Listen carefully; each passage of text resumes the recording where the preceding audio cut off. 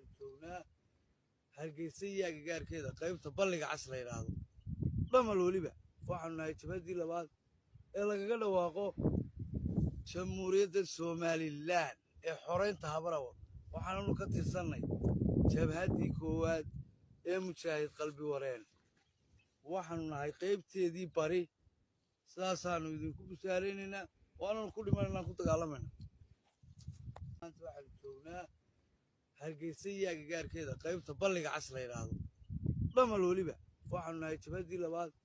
ee lagaga dhawaaqo jamhuuriyadda Soomaaliland ee xoreynta Habarawal waxaanu ka tirsanay jabhadii koowaad ee mujaahid qalbi wareen